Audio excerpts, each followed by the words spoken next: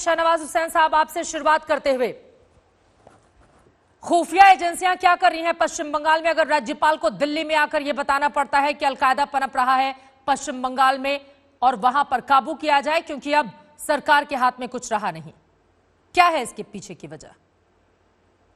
नहीं, ये देखिए, खुफिया एजेंसी को भी मालूम है, बंगाल की सरकार को भी मालूम है कि बंगाल में पहले भी हुजी ने और कई अलकायदा से जुड़े हुए लोगों ने वहां पर बहुत सारी हरकत की है। बंगाल के अंदर पहले भी आपको पता है कि कलकत्ता में एक विस्फोट हुआ था जिसके तार अलकायदा से जुड़े थे। वहां पर आज माहौल ऐसा साजगार मिला है कि जो आतंकी हैं, जो आतंक में यकीन रखते हैं और जो इस तरह बंगाल और देश का माहौल खराब करना चाहते हैं, उसके खिलाफ कोई कार्रवाई नहीं हो रही।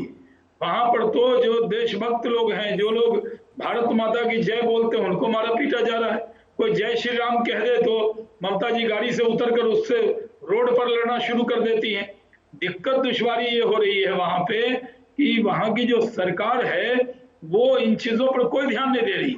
आप देखिए, नॉर्थ बंगाल में कई जगह बड़े बड़े विस्फोट हुए, कई लोग बम बनाते हुए मारे गए, कई लोग बम बनाते हुए पकड़े गए, लेकिन बंगाल की सरकार को, जिन पर राष्ट्रीय सुरक्षा कानून में गिरफ्तार करना चाहिए था, जो इतनी बड़ी साजिश कर रहे थे, उन सब के खिलाफ शाहनवाज हुसैन साहब, चूंकि ये अलकायदा वाला जो एंगल है ना, अब जब 4 महीने बाकी हैं विधानसभा चुनावों में और पूरा एड़ी चोटी का जोर बीजेपी लगाई हुई है, इस वजह से एक ऐसे वक्त में अगर इस तरह के सवाल लेकर राज्यपाल दिल्ली आएंगे तो सवाल पूछे ही जाएंगे बीजेपी से।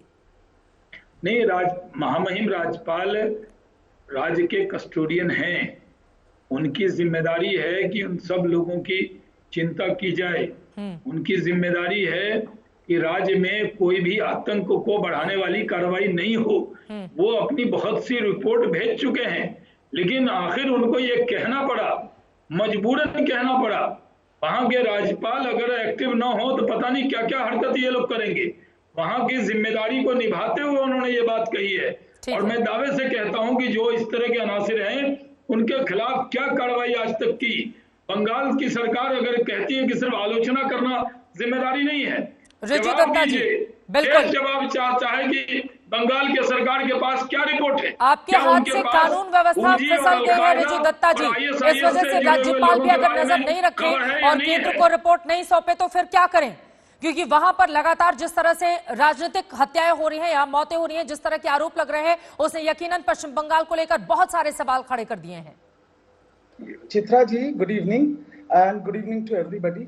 मैं चित्रा जी ये बोलना चाहता हूं कि ये जो हमारे राज्यपाल जी हैं ना, ये बहुत दुर्भाग्य की बात है हम सबके लिए कि वो एक पॉलिटिकल पार्टी के प्रवक्ता के तरीके से काम कर रहे हैं। और मुझे तो लगता है ऐसा दिन बहुत जल्दी आने वाला है कि राजभवन के बाहर भाजपा का झंडा भी लहराया जाएगा।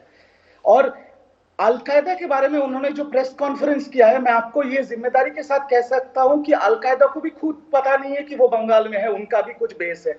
तो ये सब इलेक्शन से पहले बीजेपी का साम दाम दंड भेद जो भी वो आजमा रहे हैं, ईडी, सीबीआई, खुफिया एजेंसी सब लगा के वो ये चीज कर सकते हैं। नहीं, लेकिन वहां पर जो हत्याएं हो रही है उसका क्या? रिजू दत्ता जी, जो हत्याएं हो रही है उसका क्या? आपको बात बता रहा हूँ, ये जो मैं पूछना चाहता हूँ, ये अलकायदा को बेल आउट क्यों कर रहे हैं? या इनको अलकायदा के पक्ष में बोलेंगे और महामहिम राज्यपाल के खिलाफ बोलेंगे? थोड़ा शहनवाज जी, मेरे को मैं पूछ रहा हूँ, आपका बात तो मैंने सुन लिया ना। नहीं, मैं आपसे थोड़ा मैं एक प्रश्न पूछता हूँ। आपने जो कहा कि अलकायदा को भी नहीं पता है, आपको कैसे पता कि अलकायदा को भी नहीं पता है? नहीं, ये सरकार को नहीं पता तो अलकायदा के प्रवक्ता नहीं है ना।